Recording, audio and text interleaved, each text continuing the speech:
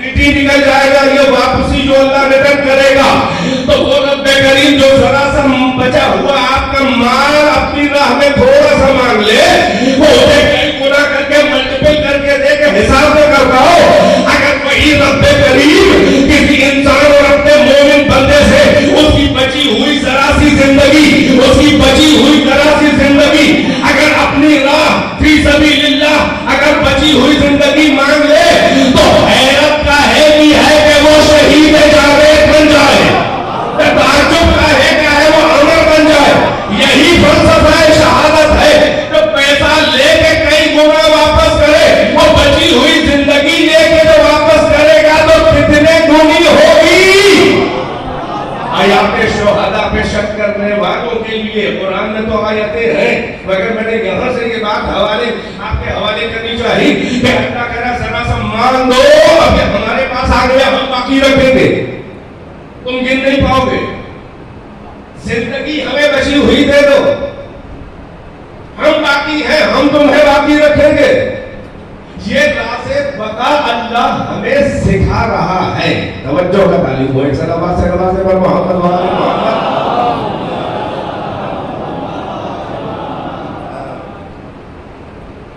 اب ہمارے حوالے کر دو اے پروردگارا، ہم تیرے حوالے اپنے کو کرنا تو چاہتے ہیں، مگر کہاں ہے تیرا دریائے عظمت، کہاں ہے اس کا ساحل و کنارہ، کہاں ہم تیرے قریب آئے، ہم کیسے اپنے کو تیرے دریائے عظمت میں سم کر دیں، ہم کو تو کوئی سراغ اور کوئی پتہ اور کوئی ایڈریس ہی نہیں معلوم ہے، تو کہیں نہیں ہے، ہر جگہ ہے۔ یہ بات اور ہے کہ تو ہماری رگے جاں سے قریب ہے، مگر ہمیں تو یہ بھی خبر نہیں کہ تو ہم سے کتنا قریب ہے، اس لیے کہ تو ہم سے قریب ہے، ہم تجھ سے تھوڑی نہ قریب ہے۔ بڑی ٹیکنیکل باتیں ہیں، جو ہے کہ نہیں ہے؟ لوگ کہتے ہیں کہ قرآن میں اللہ نے کہا کہ بیچ میں بات آ گئی، بالکل irrelevant نہیں ہے، مگر یہ کہ موضوع سے متعلق بھی نہیں ہے۔ مثال کے طور پہ دے رہا ہوں کہ یہ ملا حضرات جو ہے، جو رسول اللہ کو اپنا بڑا بھائی مانتے ہیں، میں توجہ کا تعلیم ہوں کہ رسول اللہ ہمارے جیسے بشر ہیں، یہ اللہ نے کہا دیا قل انما انا بشر مثلکم، ان سے کہہ دیجئے کہ ان سے کہیے کہ ہم تمہارے جیسے بشر ہیں۔ اچھا، اللہ نے اس لیے کہلایا تھا کہ کہہ دیا ہمارے جیسے بشر ہے کہ کہیں محمد کے کمالات دیکھ کے لوگ محمد کی پوجا نہ کرنے لگے۔ بھائیوں نے الٹا سمجھ لیا، جیسے پچھلی امتوں نے اپنے نبیوں کو مس کیا محبت میں، تو ان کے مجسمے بنا ڈالے، وہ بت بن گئے، اور ان کی محبت میں ان کے آگے روز آ کے جھکتے تھے، اور وہ تعظیم اور احترام اور ریسپیکٹ میں جب مبالغہ ہوا تو جھکتے جھکتے وہ تعظیم جو ہے وہ سجدے میں بدل گئی، یہیں سے بت پرستی شروع ہو گئی، بتوں کی پوجا، بتوں کے سجدے شروع ہو گئے۔ اللہ نے اس احتیاط میں کہا تھا کہ یہ سب شق القمر اور یہ ہنگامے جو دیکھ رہے ہو کہ ہمیں رب نہ سمجھ بیٹھنا، ان سے کہیے قل انما انا بشر مثلکم، ہم کوئی آپ کو خاص بات نہیں ہے، ہم بھی جو ہے وہ تمہارے مثل، تم سے سملر، دیکھیں بشر نہیں کہا، مثلکم تم سے سملر ہے، یہ نہیں کہا کہ 100% بشر ہے جیسے تم، اور آگے پر بھی بتا دیا کہ یوحا الیہ، ہمارے پاس جو ہے وحی آتی ہے۔ یہی ڈسٹنگوشنگ ایٹریبیوٹ ہے، یہی فصل ممیز ہے کہ ہمارے پاس قرآن وحی آتی ہے، یہی خط امتیاز ہے، یہی عام بشر سے نبی کو الگ کرنے والی لائن ہے۔ فرق بھی بتا دیا کہ بشر تم سے سملر ہے، دیکھتے ہوئے، یعنی ویسے ہی ہم کھاتے ہیں جیسے تم، ویسے ہی پیتے ہیں، ویسے ہی چلتے ہیں، ویسے ہی پھرتے ہیں، ویسے ہی توالد ہے، ویسے ہی تناسل ہے، ویسے ہی بھوک لگتی ہے، ویسے ہی پیاس لگتی ہے، ویسے ہی ہنستے ہیں، ویسے ہی مسکراتے ہیں، ہمارے بھی سر ہے، ماتھا وہیں پر ہے جہاں تمہارے، کیونکہ اولاد آدم ہے نا، اولاد آدم ہے تو آدمیت کے تو سبھی وارث ہیں نا، آدم کی آدمیت کے سارے انسان وارث ہیں، مگر آدم کی انسانیت کا وارث ہر ایک نہیں ہے، کہ نبوت کا وارث، میں توجہ ہے کہ نہیں ہے؟ تو یہ کہا کہ تمہارے سملر ہیں، مگر فرق یہ ہے کہ ہمارے پاس جو ہے وہ وحی آتی ہے۔ اب وزن وحی اور وزن قرآن کیا ہے، یہی تو ڈسٹنگوش کر رہا ہے نبی کو امت سے۔ وہ سمجھے ہمارے جیسے ہیں، بالکل ہمارے جیسے، چلو آپ مقابلہ کرو، اب وحی آتی ہے، یہ فرق ہے۔ اب ذرا وزن قرآن ہم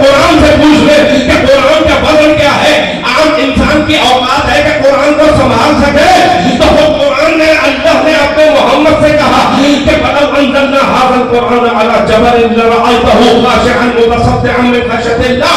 ऐ मेरे हबीब, अगर हम इस कुरान को पहाड़ों पे नाज़िल करते थे तो आप देखते कि पहाड़ खौफ व खशियत इलाही में रेजा रेजा होके ज़मीन डोल हो जाते। अरे जो वज़्न कुरान संगलात पहाड़ के सीने न संभाल सके, उसे कल्ब मोहम्मद ने संभाला है। वो नज़र बिही रूहुल अमीन अला क़ल्बिक। अल्लाह कह रहा है कि रूहुल अमीन इस कुरान को आपके दिल पे लेके नाज़िल हुआ। अब बताओ तुम्हारे जैसे बशर है, झेल पाओगे वज़्न कुरान? तवज्जो। मगर मैं जरा सा आगे इसके साथ को देखे ले जाना चाह रहा था कि ये यहाँ मान लिया कि अल्लाह ने कहा कि ये मेरा नबी मोहम्मद तुम्हारे जैसे बशर है। ए रसूलुल्लाह जो है, चलिए तुम्हारे जैसे बशर है। ये अल्लाह ने कहा कि तुम भी मोहम्मद के जैसे बशर हो। थोड़ी टेक्निकल बात है, अगर पहुंच रही हो। भाई ये कहा है ना कि मोहम्मद तुम्हारे मिस्ल बशर है, ये कब कहा है कि तुम भी मोहम्मद के मिस्ल हो? बड़ा फर्क है। वो यहीं से लेके चला था कि अल्लाह जैसे कह रहा है कि नहनु अक़रबु इलैहि मिन हब्लिल वरीद, मैं इंसान से उसकी रगे जं से शहरगे हयात, उसकी वतीन, ये शहरगे हयात जो कट हो जाए हल्की सी तो गया आदमी, यहीं से ज़बह किया जाता है कि जल्दी से जाए जानवर। तवज्जो। अल्लाह कह रहा है कि नहनु अक़रबु इलैहि मिन हब्लिल वरीद, हम इंसान की रगे जं से भी ज्यादा उससे करीब, यानी वो जितना अपने से करीब नहीं है, हम उससे भी ज्यादा इंसान से करीब है। तो अल्लाह ने ये फरमाया है कि हम इंसान से करीब है, ये तो नहीं कहा है कि इंसान भी हमसे उतना ही करीब है। नहीं पहुंच रही है मेरी बात। अगर हम अल्लाह से उतना ही करीब होते तो हर अमल में कुर्बतन इल्लाह की नियतें न करवाई जाती। एक सलावत से नवाज से बोलो हम।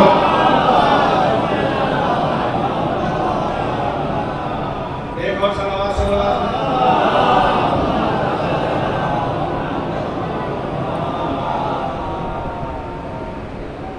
एक और सलावत।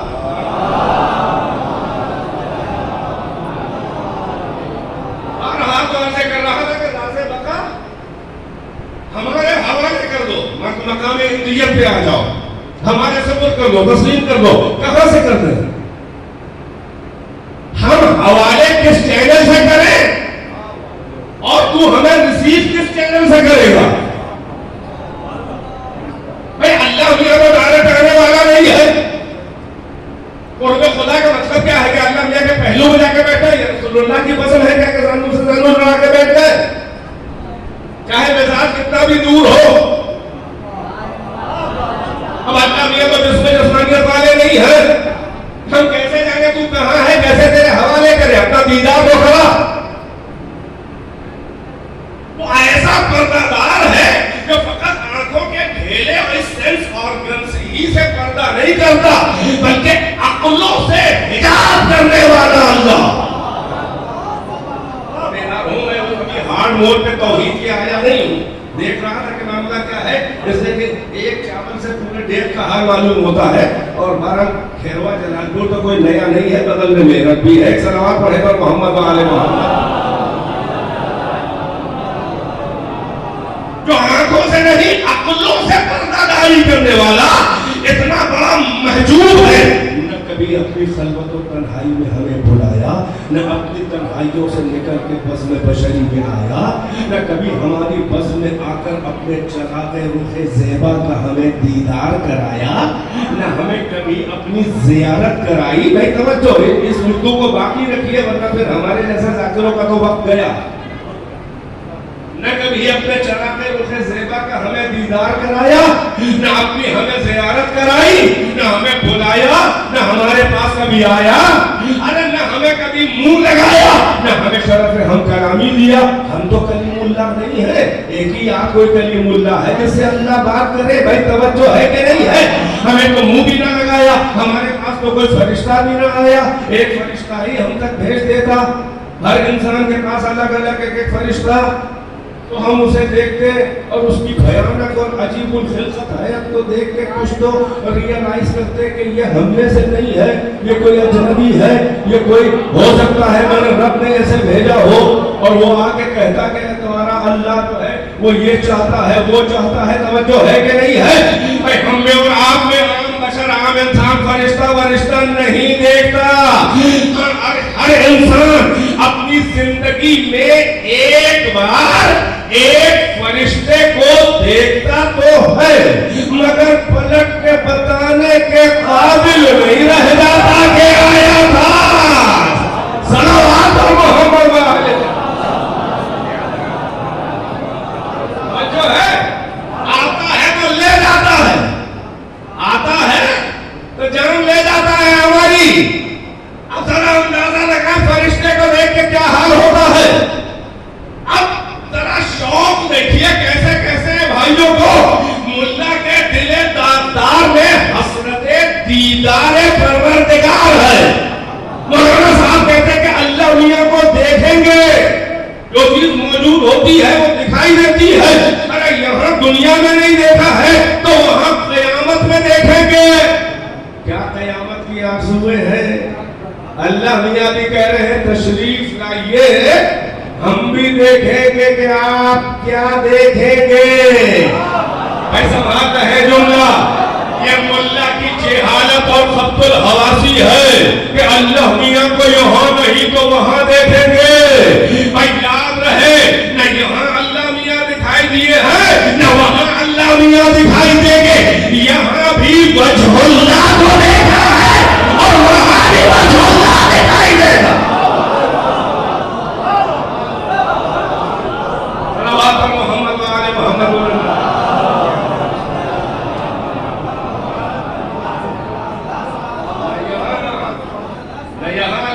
دکھائی دے ہیں اور وہاں دکھائی دے کہ یہاں بھی وجہ اللہ ہی کو دیکھا ہے محمد والی اہل بیت، اور وہاں بھی وجہ اللہ ہی دکھائی دے گا۔ اب ذرا جملہ سنبھالے زبان کا ہے، بھائی توجہ کا طالب ہوں۔ ایک فرشتہ دیکھتے ہو تو دم نکل جاتا ہے میاں، بڑے آئے ہیں اللہ میاں کو دیکھیں گے۔ ایک فرشتہ دیکھتے ہیں تو دم نکل جاتا ہے، میرا تو دم نکل گیا اسے دیکھ کے۔ ایک فرشتہ دیکھتے ہیں تو دم نکل سٹی پٹی گم ہو جاتی ہے، اللہ میاں کو دیکھیں گے۔ بس اب یہی تو سمجھ میں آیا کہ راز بقا یہ ہے کہ دریائے عظمت الہی میں اپنے کو سمجھ دو، اگر پروردگار کوئی نشان تو بتا ہم کو کہ کہاں جائے، کوئی تو علامت ہو، کوئی تو سند ہو، کوئی تو در ہو، کوئی تو چینل ہو، ارے کوئی تو چہرہ ہو۔ تو اللہ نے کہا لے، ارے میں باقی میرا چہرہ باقی یا باقی سب بنا ہو جائے گا۔ سورہ رحمان نے راز بقا کا ایڈریس بتا دیا کہ کل من علیہا فان ویبقی وجہ ربک ذو الجلال والاکرام۔ ہر شے بنا ہو جائے گی، اے محمد تیرے رب کا چہرہ باقی رہ جائے گا۔ اس کے مطلب اللہ تک نہیں جانا ہے، وجہ اللہ تک آ کے قربان ہو جاؤ، خدا سے بقا مل جائے گا۔ صلوات محمد۔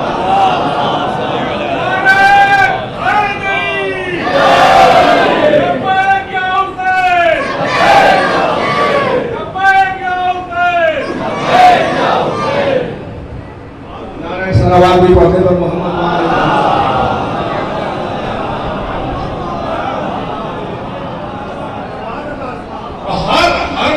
ہر وجود توجہ کا تعریف ہے، ذرا سا تھوڑا ہارڈ موڈ پہ آنے جا رہا ہوں۔ ہر وجود کے دو مراحل ہیں، ہر وجود جو بھی کریشن ہے، جو بھی ایگزسٹ کرتا ہے، موجود ہے، اس کے وجود کے دو مراحل، اس کی زندگی کے دو مراحل، دو اسٹیجز ہیں۔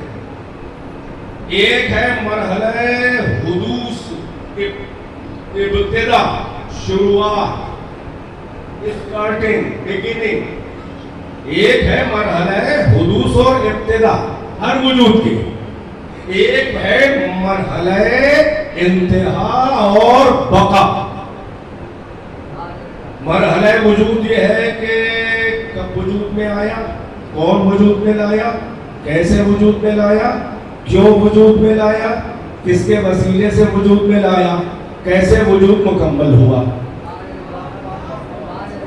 ایک ہے مرحلہ مرحلہ انتہا اور بقا یعنی اینڈ، یعنی آ تو گیا وجود میں، یہ رہے گا بھی کہ نہیں، کب تک رہے گا، کیا مقصد ہوگا رہنے کا، کیا فوائد ہوں گے رہنے کے، کس کے وسیلے سے باقی رہے گا، ان کی قربانیوں سے باقی رہے گا. یہ ایک مرحلہ بقا ہے، ایک مرحلہ ابتدا، ایک مرحلہ انتہا، ایک مرحلہ حدوث. ہماری فلسفی کی زبان میں ایک مرحلہ حدوث، ابتدا، حادث جسے کہتے ہیں، عالم حادث ہے یعنی کبھی نہیں تھا، آ گیا وجود میں، نہیں رہ جائے گا ایک منزل تک. اللہ قدیم ہے، باقی ہے، ہمیشہ سے تھا، ہمیشہ رہے گا.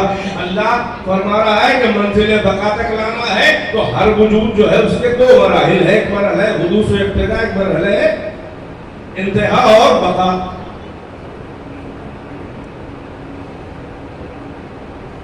وجود میں لانا، پیدا کرنا ایک بہت مشکل مرحلہ ہوتا ہے کوئی بھی چیز ہو،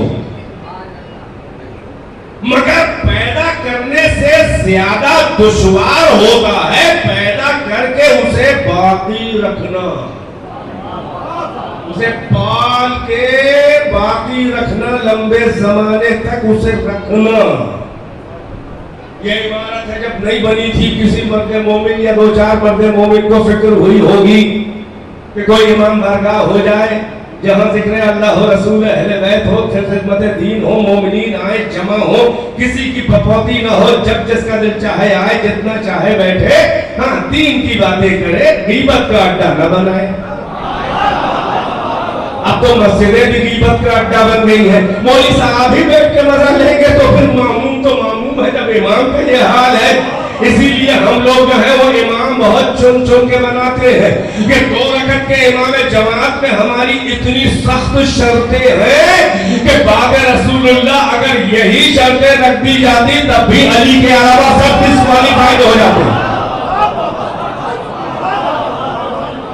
ہمارے یہاں عالم ہو، اس حد تک امام جماعت عالم ہو کہ جانتا ہو، مسائل جانتا ہو، باریک باریک مسائل صلاح کے، اور ساتھ ہی ساتھ میں رات و تجوید جو بول رہا ہو اس کو سمجھے کہ کیا بول رہا ہے.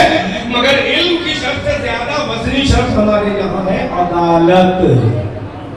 یہ پردہ عدالت جو ہے یہ پردہ بکارت سے بھی زیادہ کمزور ہوتا ہے. عادل ہونا کھیل نہیں ہے، عادل ہونا متقی ہونا کھیل نہیں ہے. پہلے عادل و متقی کوئی بننے کی پریکٹس کرے، ہمیں زندگی گزر جاتی ہے اسی حرام و حلال کی پلے صراط سے کہ لفظ نہ ہونے پائے، اور کبھی کبھی پیر ڈگتے ہیں عدالت کے خلاف، تقوی کے خلاف بھی گناہ بھی ہو گیا تو اللہ کہتا ہے جیسے ہی احساس ہو، احساس توبہ ندامت ہو اور فوراً چپے سے واپس آ جاؤ. اگر کسی نے نہیں دیکھا تو بس کسی کو رازدار نہ بنانا، ہم سے معافی مانگ لینا، اور اگر لوگوں نے دیکھا ہے تو پھر ان میں بھی کم سے کم اندازہ لگے تمہارا کیریکٹر تبدیل ہو. اور ہم جو ہے غفور الرحیم ہے، جو ہم نے توبہ قبول کی، پھر سے تمہاری وہ جو دامن عدالت میں دھجیاں اڑی تھی ہم نے پھر سے اس کو توبہ کی سوئی سے رفو کر دیا، پھر سے ہم نے پیچ اپ کر دیا. یہ عدالت اور تقویٰ ہے ہمارا کہ گناہ ہو بھی اگر اس پہ اصرار نہ ہو، واپس آ جائے، توبہ کر کے پھر نہ کرے. اللہ کہتا ہے پھر ہم نے ریپیئر کر دیا. پہلے عادل و متقی بننے کی کوشش کریے، تب سمجھ میں آئے گا کہ امام المتقین کیسا تھا.